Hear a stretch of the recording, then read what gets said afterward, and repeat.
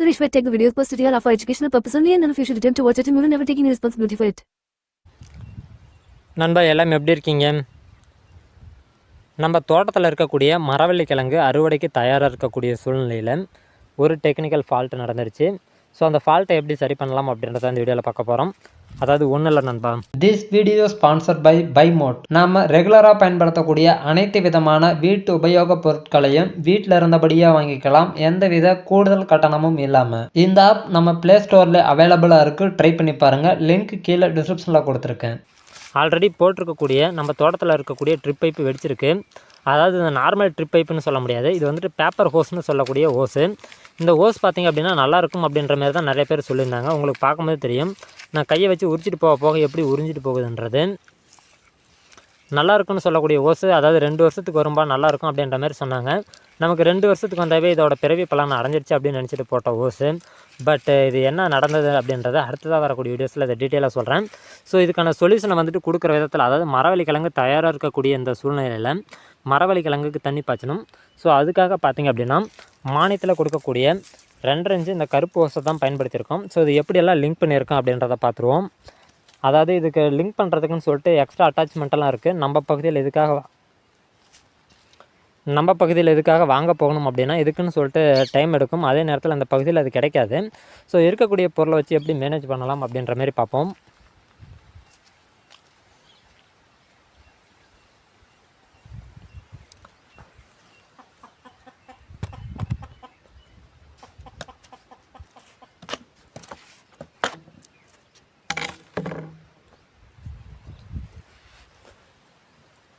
நண்பா, பைப்போட ஒரு எண்டு பார்த்திங்க அப்படின்னா இன்னொரு பைப்புக்குள்ளே நுழைக்கிற மாதிரி இதேமாதிரி ப்ளைனாக கொடுத்துருப்பாங்க.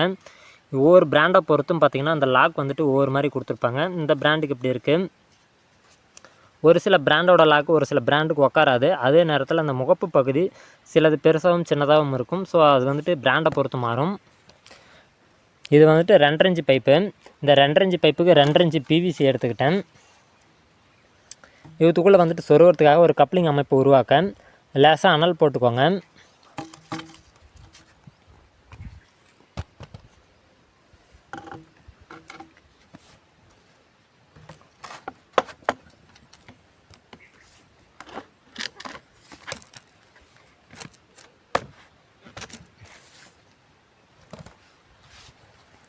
லேசாக அனல் போட்டு இந்த மட்டம் வர வரைக்கும் ஒரு ஆட்டி தள்ளினீங்க அப்படின்னா இது உள்பகுதியில் வந்து உக்காந்திக்கும்.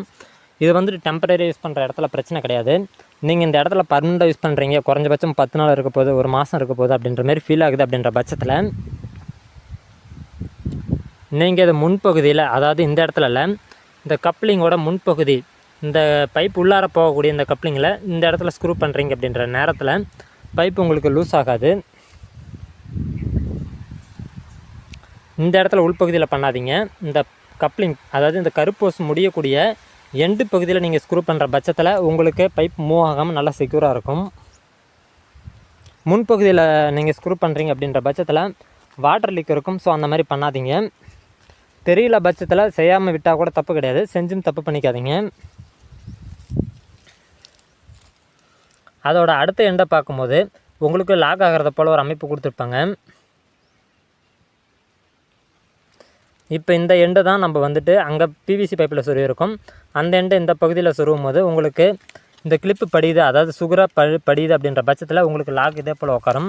பைப் வந்துட்டு ப்ரெஷருக்கு நகராமல் இருக்கும்.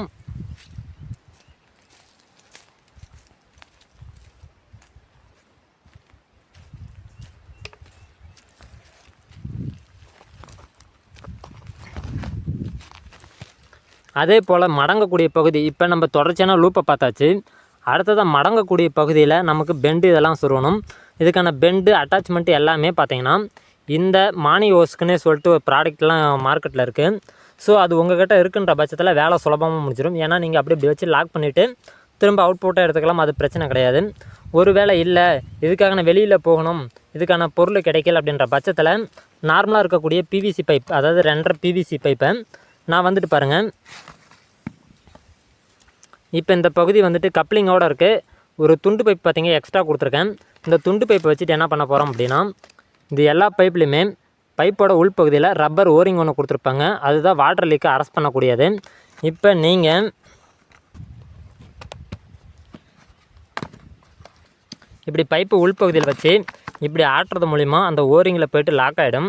லாக் ஆகிடுச்சு அப்படின்னா உங்களுக்கு நகரவே நகராது. இப்போ இந்த இடத்துல ஒரு கயிறு போட்டு இந்த லாக்கில் இழுத்து கட்டுறதுனாலும் கட்டிக்கலாம். ஒருவேளை எனக்கு இழுத்து கட்டுறதில் வேணாம் ப்ரோ, இன்னும் ஃபிக்ஸடாக இருக்கணும் அப்படின்ற பட்சத்தில் இந்த கிளிப்போட, அதாவது இந்த பைப்போட இந்த எண்டு பகுதி இருக்குது இல்லையா, இந்த எண்டு பகுதியில் இப்போ நான் விரல் வச்சுருக்கேன்ல, இந்த மாதிரி எண்டு பகுதியில் ஒரு 2 mm 3 mm தள்ளி ஒரு ஸ்டார் ஸ்க்ரூ பயன்படுத்திக்கோங்க. அதோட ஆப்போசிட்டில் முடிஞ்சால் ஒரு ஸ்க்ரூ பண்ணிக்கோங்க. அப்படியே முடியலன்ற பட்சத்தில், அதாவது லெஃப்ட்டு ரைட்டு அப்படின்ற மாதிரி, லெஃப்ட்டு ரைட்டு அப்படின்ற மாதிரி ஸ்க்ரூ பண்ணுறீங்கன்ற பட்சத்தில் இது பைப் வந்துட்டு எந்த வித மூமெண்ட்டும் கொடுக்காது. இது பார்த்திங்க அப்படின்னா இது ஒரு பிராண்டு பைப்பு, இது வேறு பிராண்டு பைப்பு. இது ரெண்டையும் லிங்க் பண்ணுறது பார்த்திங்கன்னா இந்த கப்ளிங் மூலிமா யூஸ் பண்ணியிருக்கேன். இந்த பைப் பார்த்திங்க அப்படின்னா நார்மலாக இருக்கக்கூடிய பெண்டில் இருக்கக்கூடிய கப்ளிங்கே இதுக்கு ஃபிட் ஆகிடுச்சு. ஒரு சில பைப்புக்கு பார்த்திங்கன்னா இது ஃபிட் ஆகாமல் இருக்குது. இந்த பைப்புக்கு இது ஃபிட் ஆகிடுச்சு, அதனால் அப்படியே யூஸ் பண்ணிட்டேன். இல்லைன்ற பட்சத்தில் லேசாக அனல் போட்டு இந்த பகுதியில் நீங்கள் விடும்போது உங்களுக்கு கரெக்டான டைட்டில் வந்து உட்காந்துக்கும். ஸோ வாட்டர் லீக் இருக்காது. இப்போ நான் வந்துட்டு இதில் கட்டவும் இல்லை, ஸ்க்ரூ போடவும் இல்லை. ஸோ இந்த பகுதி வந்துட்டு எனக்கு இப்போதைக்கு குறைஞ்சபட்சம் ஒரு 3 மணி நேரம் இந்த பகுதியில் இந்த பைப் இருந்தால் போதுமானது. ஸோ அதனால் நான் எந்த வித எக்ஸ்ட்ரா ஃபிட்டிங்கும் இதை பண்ணலை. இப்போ கூடுதலாக பார்த்திங்க அப்படின்னா பைப்பு வந்துட்டு தண்ணி குத்தும் போது நகரக்கூடாது அப்படின்றதுக்காக நான் வந்துட்டு ஸ்க்ரூ பண்ணியிருக்கேன். ஏன்னா இந்த மரவள்ளிக்கு தண்ணி பாய்ச்சுற பட்சத்தில் நமக்கு இந்த பைப் ஃபிட்டிங் எதுவுமே தேவைப்படாது. அதுக்கப்புறம் இது ரிமூவ் பண்ணி போட்டுரும். ஸோ அதனால் வந்துட்டு எந்தவித அடிஷ்னலும் இல்லாமல் இப்போ நான் வந்துட்டு இருக்கக்கூடிய காம்பனண்ட் யூஸ் பண்ணி சிம்பிளாக பண்ணியிருக்கேன்.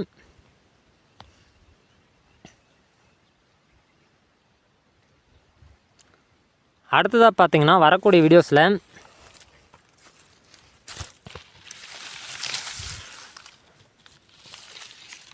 அடுத்ததாக வரக்கூடிய வீடியோஸில் இந்த ட்ரிப் பைப்பு ஏன் இந்த மாதிரி வெடிச்சிருக்கு, இது நடந்தது என்ன, இது எதனால் வெடிச்சிருக்கு, இது என்ன குவாலிட்டி, இது என்ன ரேட்டு, இதே போல் இந்த பைப் பற்றின அனைத்து விதமான தகவல்களும் சொல்கிறேன்.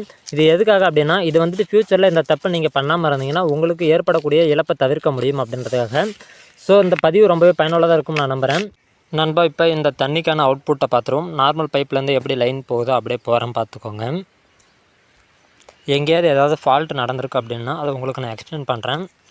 இந்த இடத்துல ஜாயிண்ட்டு இதில் பார்த்திங்கன்னா பெருவாரியான லீக்கு கிடையாது. லைட்டாக ஒரு சில ட்ராப் தான் விழுந்துட்டுருக்கு. இந்த இடத்துல பார்த்திங்கன்னா அந்த லீக்கும் கிடையாது. எதனால் அந்த இடத்துல லீக் வந்திருக்குன்னா அந்த இடத்துல ரப்பர் வாசர் வந்துட்டு ஒரு பக்கம் அமுக்கம் அதிகமாக இருக்கலாம். இந்த மாதிரி எதாவது நடந்திருக்கும். இது பார்த்திங்கன்னா நம்ம வந்துட்டு ஜாயிண்ட் போட்ட பகுதி. இந்த பகுதியில் பார்த்திங்க அப்படின்னா பெருசாக லீக் எதுவும் கிடையாது, நல்லாவே இருக்குது.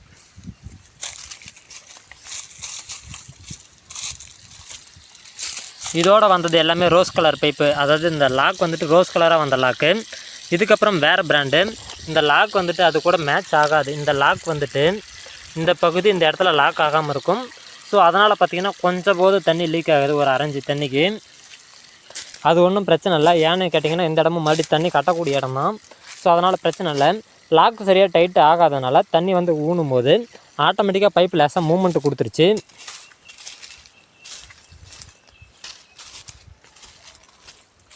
இந்த பிராண்டு லாக்கு பாருங்கள், கருப்பு கலரில் இருக்கும். இந்த இடத்துலையும் பார்த்திங்கன்னா பெருசாக இல்லை, லேசான ஒரு லீக் தான் இருக்குது. அது வந்துட்டு வாசர் ஒரு பக்கம் இதாகாதனால அந்த லீக் இருக்குது. இந்த பகுதியிலையும் லேசான ஒரு லீக்கு. இது வந்துட்டு வாசர் பார்த்திங்கன்னா தெரியும். பைப் இந்த இடம் வந்துட்டு கப்ளிங் எவ்வளோ குறுகலாக இருக்குது, இந்த இடம் எவ்வளோ அகலமாக இருக்குன்ட்டு. ஸோ இதே போல் இருக்கும்போது அதுக்கான வாசர் கேப் இருக்கும்போது முன்ன பின்ன லீக் கொஞ்சமாக இருக்க செய்யும்.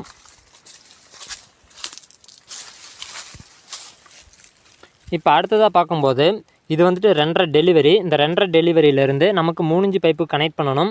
இந்த நேரத்தில் 2க்கு,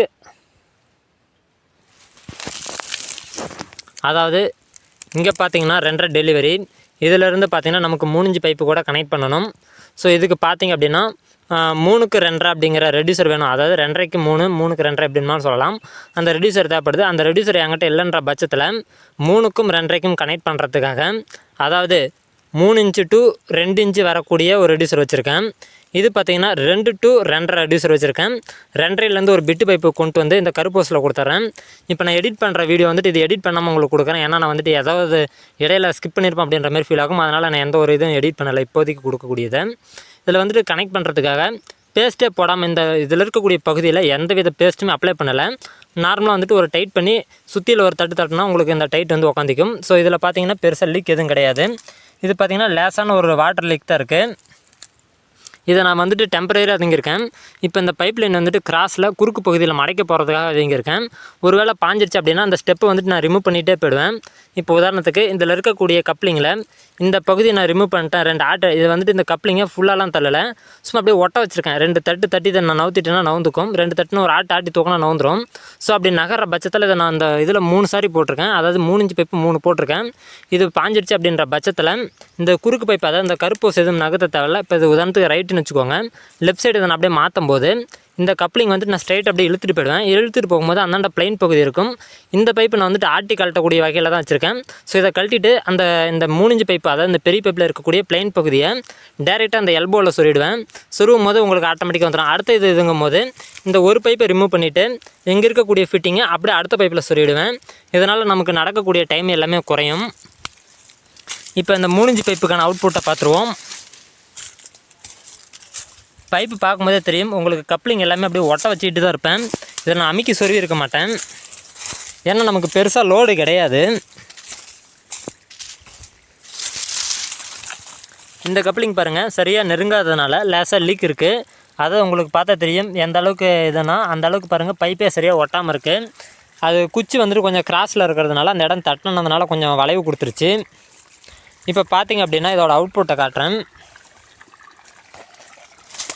இப்போ இது சுற்றிலுமே நமக்கு வந்துட்டு ஒரு பாத்தி அளவுக்கு நமக்கு தண்ணி பாஞ்சிருச்சு. இதோட அவுட்புட் பார்த்திங்கன்னா தெரியும், ப்ரெஷர் வந்துட்டு கொஞ்சம் கம்மியாக தான் இருக்கும். ஏன்னு பார்க்கும்போது கிணத்துல நீர் மட்டம் கொஞ்சம் டவுன் ஆனதுனால அதோட ப்ரெஷர் ரொம்பவே கம்மியாக இருக்கும். இது வந்துட்டு 3 இன்ச் பைப்பில் இப்போ வந்துட்டு நமக்கு ஒரு 2 இன்ச் தண்ணி கிடச்சிட்ருக்கு. ஸோ இப்போ இதை பாஞ்சதுனால நம்ம வந்துட்டு அடுத்ததுக்கு ரிமூவ் பண்ணிடலாம். இதுக்கு நம்ம செய்ய வேண்டியது ஒன்று தான். அவ்வளோதான். அந்த பைப் இப்படி ஆட்டி விட்டு இப்படி லேசாக நீங்கள் தூக்குனீங்க அப்படின்னா அந்த பைப்பில் இருக்கக்கூடிய தண்ணி கீழே போயிடும். ஸோ நீங்கள் சுலபமாக தூக்கிக்கலாம். உடனே தூக்குனீங்க அப்படின்னா ஓவர் வெயிட்டாக இருக்கும். கொஞ்சம் கேப் விட்டு தூக்கும்போது பைப்பு ஃப்ரீ ஆகிடும். இப்போ பார்க்கும்போது தெரியும். இப்போ அடுத்த பைப்புக்கான லூப்பை கொடுத்தாச்சு.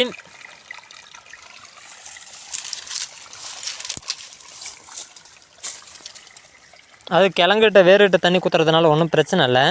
இது ஏன்னா நாளைக்கு பிடுங்க போகிற கிழங்கு தான், அதனால் அது பிரச்சனை கிடையாது. இப்போ இது வந்துட்டு இந்த மெத்தட் சுலபமாக இருக்கும். இப்போ வந்துட்டு இந்த பைப்பை தூக்காமல் இந்த குச்சிக்காட்டுக்கு உள்பகுதியில் நம்ம அப்படியே இழுத்துட்டு போகிறது மூலிமா நமக்கு அடுத்தடுத்த வேலை வேகமாக முடியும். இந்த வீடியோ பிடிச்சிருக்கும் புரிஞ்சிருக்கும் நம்புகிறேன். ஸோ விவசாயத்தில் ஆர்வமுள்ள உங்கள் நண்பர்களுக்கு இதே போல் தகவலை தெரியப்படுத்துங்க. ஃப்யூச்சர் அப்டேட்டை தொடர்ந்து ஃபாலோ பண்ணுங்கள். நன்றி நண்பா.